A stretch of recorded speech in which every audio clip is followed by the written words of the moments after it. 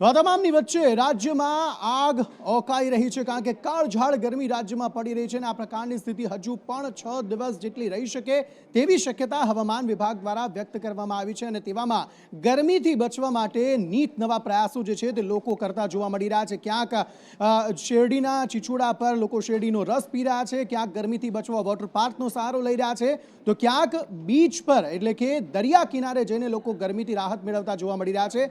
સંજય ચૌધરી પાસેથી વધુ વિગતો મેળવીએ। સંજય, અંકિત, ગુજરાત માટે આગામી સમય છે અઠવાડિયું એક સપ્તાહનો સમય ભારે કહી શકાય, કારણ કે ગુજરાતમાં આકરી ગરમી પડવાની છે અને એની અંદર ટેમ્પરેચર લગભગ 45 ડિગ્રી આસપાસ હતો, તો તેનાથી પણ વધારે જોવા મળી રહ્યું છે। સુરેન્દ્રનગર અને બનાસકાંઠાની અંદર ટેમ્પરેચર પારો છે, તાપમાનનો પારો 45 ડિગ્રીને પાર પહોંચી ચૂક્યો છે। લોકો છે અત્યારે શેકાઈ રહ્યા હોય અગન જાળામાં એવું લાગી રહ્યું છે। આ ઉપરાંત અમદાવાદ, ગાંધીનગર, કચ્છ, જૂનાગઢની અંદર 44 ડિગ્રી ઉપર તાપમાન પહોંચ્યું છે। એ ઉપરાંત વલસાડ છે, જામનગર, વડોદરા, આણંદ, ભાવનગર છે કે જ્યાં 43 ડિગ્રીનો પારો વટાવી ચૂક્યા છે। લોકો અવનવા જે ઉપાયો છે એ અજમાવી રહ્યા છે, કારણ કે ગરમીમાં જ્યારે બહાર નીકળી રહ્યા છે ત્યારે શેકાવું પડી રહ્યું છે, રીતસરની ચામડી બળતી હોય તેવો અનુભવ થયો છે। દ્વારકાની અંદર લોકો ગોમતી નદીની અંદર સ્નાન કરીને લોકોએ ગરમી દૂર કરવાનો પ્રયાસ કર્યો હતો। આ ઉપરાંત રાજ્યભરના અત્યારે જે વોટર પાર્ક છે તે હાઉસફુલ ચાલી રહ્યા છે। લોકો ઠંડા પીણાનો ઉપયોગ કરી રહ્યા છે, શેરડીનો રસ છે, લીંબુ પાણી છે, શરબત છે, એનો ઉપયોગ કરી અને ગરમીથી બચવા માટેના ઉપાયો કરી રહ્યા છે।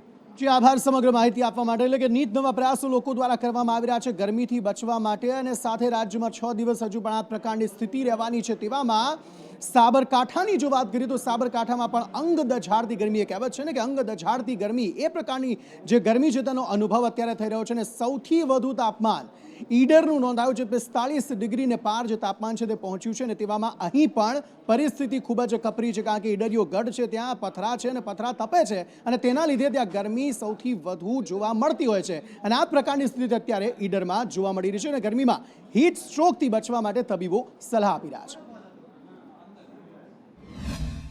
સાબરકાંઠામાં 45 ડિગ્રીનો પારો ઉચકાયો છે। સૌથી વધુ ટેમ્પરેચર ગણાતું ઈડરિયો ગઢ, પહાડોની નગરી ગણાતું, પહાડોની ગરમીના કારણે ઈડરના સ્થાનિક લોકો અને આજુબાજુના આવતા ગ્રામીણ વિસ્તારના લોકો આવવાનું ટાળી રહ્યા છે અને સૌથી જે બસ સ્ટેન્ડ વિસ્તાર ગણાય કે હાઈવે વિસ્તાર ગણાય, અને હાઈવે વિસ્તાર ઉપર કોરો ધુકાર દેખાયો છે। લોકો બહાર ફરવા નીકળવાનું ટાળી રહ્યા છે અને ગરમીના પ્રકોપને લઈને ક્યાંક ને ક્યાંક લોકો ઘરમાં રહેવાનું અને બજાર ખાલીખમ ભાસી રહ્યું છે।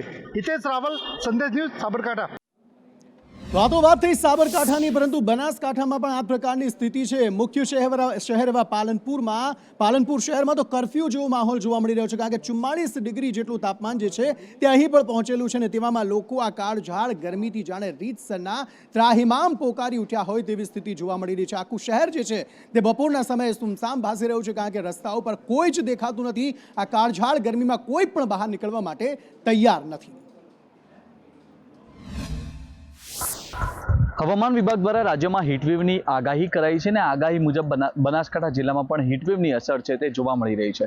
બનાસકાંઠાના બજારો સહિત બસ સ્ટેન્ડો છે તે બસ સ્ટેન્ડ પર લોકો વિના બસ સ્ટેન્ડો છે તે સુમસામ બન્યા છે। અત્યારે હું પાલનપુર બસ સ્ટેન્ડ પર પહોંચ્યો છું અને આપણે સીધા દ્રશ્યો બતાવી રહ્યો છું કે જે પ્રકારે હીટવેવની અસર જોવા મળી રહી છે, અસહ્ય તાપ છે તે જોવા મળી રહ્યો છે અને તેને જ કારણે લોકો છે તે ઘરની બહાર આવવાનું ટાળી રહ્યા છે। અત્યારે બસ સ્ટેન્ડના દ્રશ્યો જોઈ રહ્યા છો કે આ બસ સ્ટેન્ડ છે તે લોકોથી ઉભરાતું હોય છે, પરંતુ અત્યારે જે પ્રકારે ગરમીનો પ્રકોપ વધ્યો છે ને તેની સીધી અસર છે તે પાલનપુરના બજારો સહિત બસ સ્ટેન્ડમાં જોવા મળી રહી છે। બસ સ્ટેન્ડ છે તે લોકો વિના સુમસામ બન્યા છે। મહત્વની વાત છે કે છેલ્લા 2 દિવસથી બનાસકાંઠા જિલ્લામાં ગરમીનો પારો ઉચકાઈ રહ્યો છે। ગઈકાલે પણ બનાસકાંઠા જિલ્લામાં તાપમાન છે તે 44 ડિગ્રીને પાર પહોંચ્યું હતું। અત્યારે પણ જે પ્રકારે ગરમીનો અસહ્ય તાપ છે તે જોવા મળી રહ્યો છે અને તેની સીધી અસર અત્યારે જનજીવન પર જોવા મળી રહી છે। જનજીવન અત્યારે બનાસકાંઠામાં પ્રભાવિત થયેલું જોવા મળી રહ્યું છે। ધવલ જોશી, સંદેશ ન્યૂઝ, બનાસકાંઠા।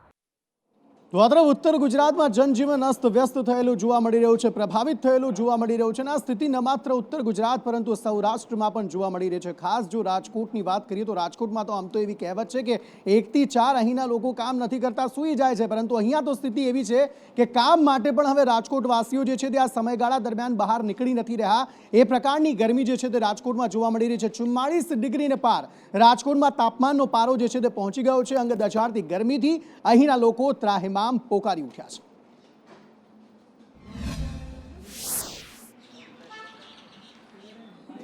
પ્રકોપ જોવા મળી રહ્યો છે। ભીષણ ગરમીના કારણે રસ્તાઓ છે તે સુમસામ જોવા મળી રહ્યા છે। ન માત્ર રાજમાર્ગો પરંતુ શહેરના અલગ અલગ વિસ્તારમાં આવેલી સોસાયટીના રસ્તાઓ છે એ પણ સુમસામ અને કુદરતી કર્ફ્યુની જકડમાં આવી ગયો હોય તે પ્રકારનો માહોલ જોવા મળી રહ્યો છે। રાજકોટમાં તાપમાનનો પારો 44 ડિગ્રીને પાર પહોંચ્યો છે। આમ તો રંગીલા રાજકોટવાસીઓ હરવા ફરવાના અને ખાસ કરીને રવિવારે ઘરની બહાર જ રહેવાના શોખીન હોય છે, પરંતુ ભીષણ ગરમી એટલી છે કે રવિવાર હોવા છતાં પણ રાજકોટના રસ્તાઓ ઉપર વાહન ચાલકોની પણ પાંખી હાજરી જોવા મળી રહી છે।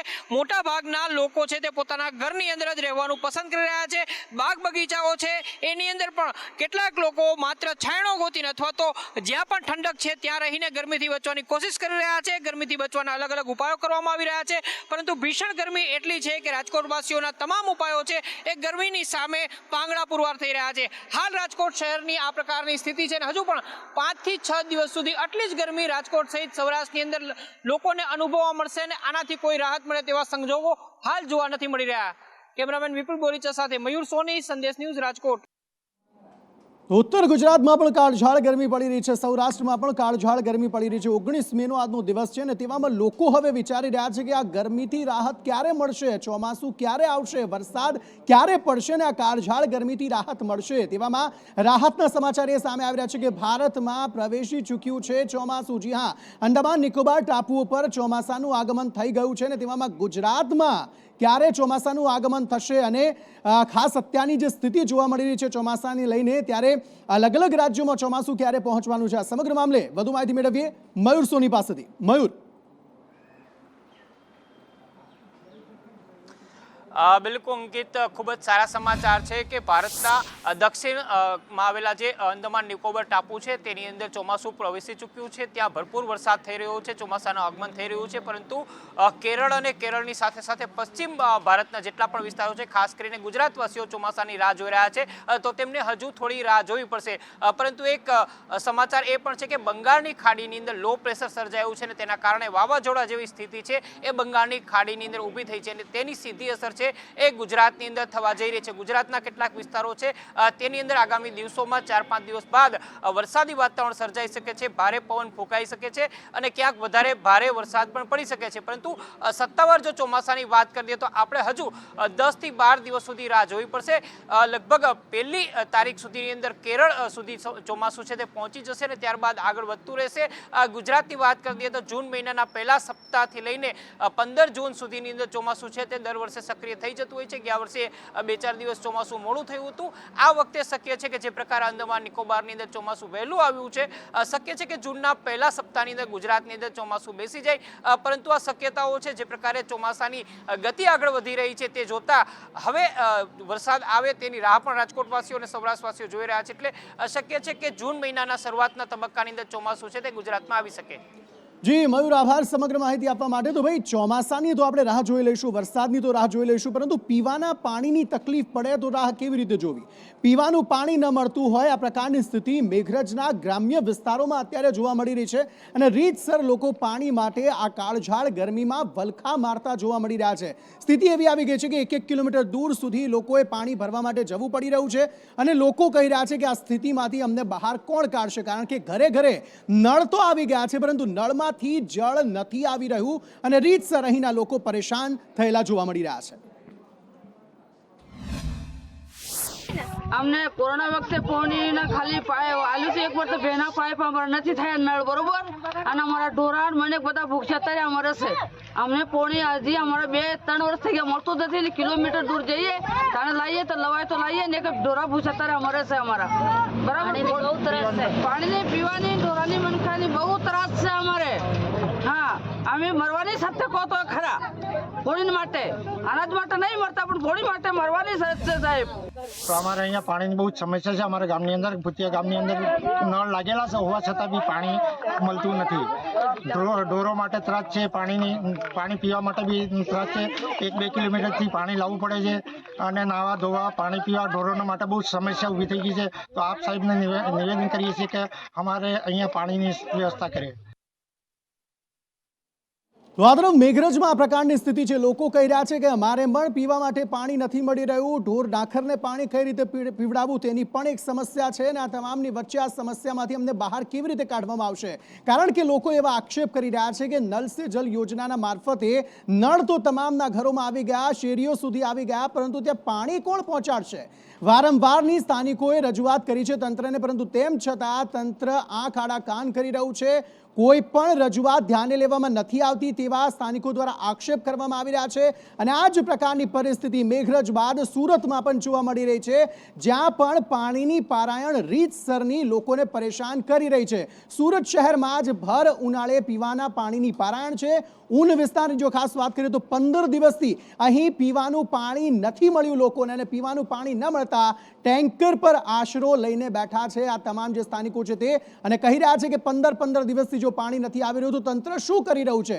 સવાલો પૂછી રહ્યા છે સ્થાનિક લોકો કે જો 15 દિવસથી પાણી નથી આવી રહ્યું તો જીવન નિર્વાહ કેવી રીતે કરવો અમારે, તે સવાલ તંત્રને પૂછી રહ્યા છે. પરંતુ અહીંયા પણ સ્થાનિકોના માટે જવાબ આપવા માટે, સ્થાનિકોના સવાલો હલ કરવા માટે તંત્ર અહીંયા ફરકી પણ નથી રહ્યું. 15 દિવસથી આ જ પ્રકારની સ્થિતિ સુરતમાં પણ જોવા મળી રહી છે.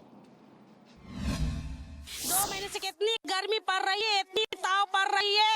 हम लोगों ने पानी नहाने के लिए तो दूर की बात है, पीने तक का पानी नहीं हम लोगों को मिल रहा है ना. ये पानी की समस्या कब तक रहेगी? कब तक हम लोग ऐसे चलेंगे? कि हम लोगों को पानी चाहिए. हम लोग पानी के लिए एकदम बिल्कुल परेशान हैरान है. हम लोगों को पानी चाहिए ही. हम लोग को पानी एकदम बिल्कुल एक 1.5 महीने से पानी के लिए बहुत परेशान हूँ. बहुत पानी आता है, 10 मिनट भी पानी नहीं रहता है. इंसान को 1-2 कलसी भी पानी नहीं मिल पाता, पानी चला जाता. महीने से पानी की परेशानी है.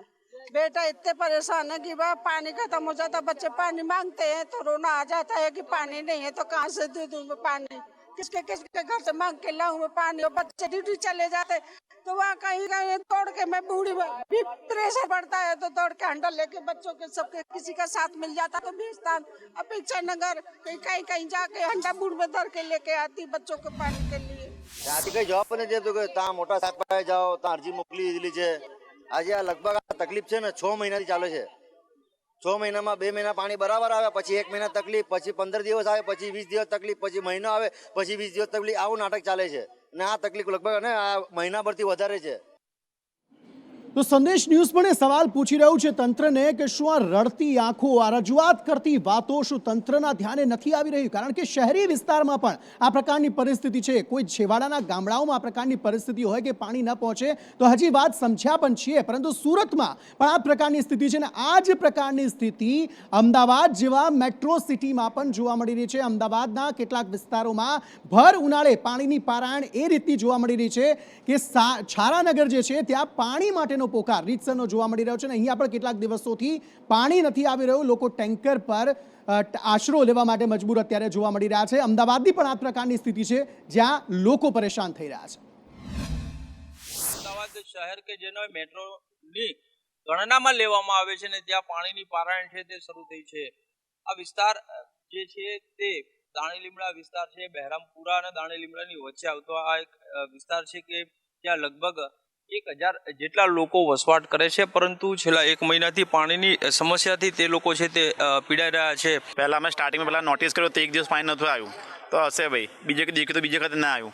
પછી એમ કહેતા આ મહિનો વીતી ગયો અને અમે છતાં અમે અરજી ઉપર અરજી કરી, જાણ પર કરી, છતાંય કોઈ એક્શન લેતા નથી. ભાઈ ટેન્કર મંગાવવામાં આવે છે, પૈસા ઉઘરાઈને ટેન્કર મંગાવીએ છીએ. 2-3 દિવસે ટેન્કર, અહીંયા મધ્યમ વર્ગ છે, કોઈ પૈસાદાર પાર્ટી છે નહીં, એટલે 2-3 દિવસે પૈસા ઉઘરાઈને ટેન્કર મંગાવીએ છીએ જે નાવા ધોવાના કામમાં આવે છે પાણી, અને પીવાનું પાણી આજુબાજુ ગમે ત્યાંથી એકત્ર કરીએ છીએ. 1-2 દિવસ નાહવા માટે ટેન્કર આવે છે તો 1-2 દિવસે નહીએ છીએ. પછી પાણી પીવા માટે બી આજુબાજુમાંથી ભરી લાવીએ છીએ અને પીવાની અને વાપરવાની પાણીમાં બહુ તકલીફ પડે છે. અહીંયા આગળ બહાર જવું પડે, ઓફિસે જવું પડે, બધેથી પાણી લાવવું પડે છે. જેમ તેમ કરીને જે તે કરીને પાણી ભરવું પડે છે. પાણી નથી, કેટલી તકલીફ પડી રહી? બહુ જ તકલીફ છે પાણીની. તો સવારથી ઉઠો ત્યારથી પાણીની જ તકલીફ છે. ખાવા બનાવવામાં મોડું થાય, કોઈ નોકરી જવા માટે મોડું થાય. પાણીની તો બહુ સમસ્યા છે એમ. તો જે પ્રમાણે અહીંના સ્થાનિકો છે તે કહી રહ્યા છે કે પાણીની સમસ્યાથી આ લોકો છે તે પરેશાન છે અને પીવાના પાણી જે છે તે અન્ય જગ્યાએથી લાવવા પડી રહ્યા છે. અને દિવસ દરમિયાન પાણી નહીં મળતા અનેક સમસ્યાઓનો સામનો કરવો પડે છે. કેમેરામેન કુંતલ મહેતા સાથે કશ્યપ જોશી, સંદેશ ન્યૂઝ, અમદાવાદ. યોગ્ય શિક્ષણ મળે છે કે નથી મળતું, મદ્રેસાઓમાં કઈ રીતે શિક્ષણ વ્યવસ્થા ગોઠવાયેલી છે, તે તમામ બાબતે રાજ્યના જે શાળાના આચાર્યો છે તે જઈ રહ્યા છે તપાસ કરવા માટે. તેવામાં દરિયાપુર ખાતે એક મદ્રેસા ખાતે આચાર્ય પહોંચ્યા હતા અને ત્યાં તેમના પર હુમલો કરવામાં આવ્યો હતો. આ સમગ્ર મામલે હવે પોલીસ કાર્યવાહી કઈ રીતે થઈ રહી છે, જિગ્નેશ પટેલ પાસેથી વધુ વિગતો મેળવીએ. જિગ્નેશ. અંકિત, વાત કરવામાં આવે તો જે નિર્ણય લેવામાં આવ્યો હતો કે મદ્રેસાની અંદર જે બિન મુસ્લિમ જે વિદ્યાર્થીઓ અભ્યાસ કરી રહ્યા છે તેને લઈ અને સર્વે કરવામાં આવે, તે સાથે કુલ 11 જેટલા મુદ્દાઓને લઈ અને સર્વે કરવામાં આવતો હતો. ગઈકાલે જ્યારે જે મદ્રેસા હતી દરિયાપુર વિસ્તારમાં આવેલી, ત્યાં એક આચાર્ય પહોંચ્યા હતા અને જ્યારે જે મદ્રેસા બંધ હતી અને તેને ફોટોગ્રાફી કરી અને રિપોર્ટ કરવાનો હતો, તે ફોટોગ્રાફી કરતા સમયે લોકોએ તેમના પર હુમલો કર્યો હતો, જેમાં 7 લોકો અત્યાર સુધી આઈડેન્ટિફાઈ થઈ ગયા છે. તેમાંથી 2ની ધરપકડ કરવામાં આવી છે અને અન્ય 5 હજી ફરાર છે. જે 2 લોકોની ધરપકડ કરવામાં આવી, તેઓએ આચાર્ય પાસેથી મોબાઈલ લૂંટી લીધો હતો, છતાં તેમના ઉપર હુમલો કરવામાં આવ્યો. એટલે કે અંદાજિત કુલ રાયોટિંગ સહિતની જે કલમો હેઠળ ગુનો દાખલ કરીને આજે ક્રાઇમ બ્રાન્ચે તમામ વિસ્તારની અંદર જે મદ્રેસામાં હુમલો થયો હતો ત્યાં આજે સર્ચ ઓપરેશન કરી અને કાર્યવાહી હાથ ધરી છે. નિલેશ કુંભાણી મામલે પણ પ્રતાપ દુધાતે પોતાની પ્રતિક્રિયા આપી છે. પ્રતાપ દુધાત એ જ વ્યક્તિ છે જેમણે એવું કહ્યું હતું કે સુરતમાં હવે નિલેશ કુંભાણી રહેશે યા તો હું રહીશ, આ પ્રકારનું નિવેદન તેમણે આપ્યું હતું, કારણ કે કોંગ્રેસ પાસેથી સુરત લોકસભા બેઠક છીનવાઈ ગઈ હતી. ત્યારે તે આ મામલે હવે પ્રતાપ દુધાતે નિલેશ કુંભાણી પર શું પ્રહારો કર્યા તે સાંભળી લઈએ. અમરેલી જિલ્લામાં ભાજપનો ખેસ પહેરવા આવેલ વ્યક્તિને અહીંયાથી કેમ હટાવો, એક રણ મેદાનની આ વાત હતી. કોઈ માયનોલાલ હાથ અડાડશે કે નહીં અડાડે એ તો સુરતની જનતા નક્કી કરશે. મરદ માણસ ઘરમાં રહે, મરદ માણસ લોકોની વચ્ચે રહે, મરદ માણસ લોકોની વચ્ચે ફરે.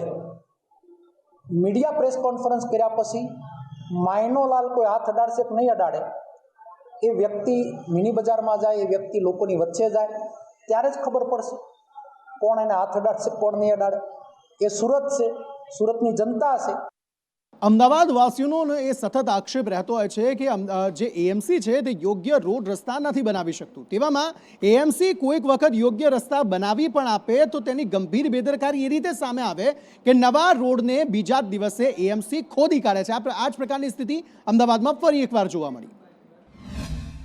મનપા દ્વારા પહેલા મજબૂત રોડ બનાવવામાં આવે છે અને રોડ બનાવ્યાના ગણતરીના દિવસોમાં જ રોડ તોડી પાડવામાં આવે છે અને તે બાદ પ્રી મોન્સૂનની કામગીરી અંતર્ગત ડ્રેનેજ કનેક્શન રહી ગયું હોવાના દાવાઓ હેઠળ આ ખોદકામ કરીને જનતાના પૈસે ફરીથી આ ખોદકામ શરૂ કરવામાં આવે છે અને આખરે આ જ પ્રકારની બેદરકારી અને આ જ પ્રકારની ભૂલના કારણે રોડ પર ટ્રાફિક જામ થાય, વાહન ચાલકો ભોગવે, રાહદારીઓ આ ખોદકામથી પીડાય અને વારંવાર પ્રશાસનના આ બેદરકારી ભર્યા વર્તાવ અને નિર્ણય અને આ કામગીરીના લીધે પ્રજાએ પરેશાન થવાનો વારો આવતો હોય છે.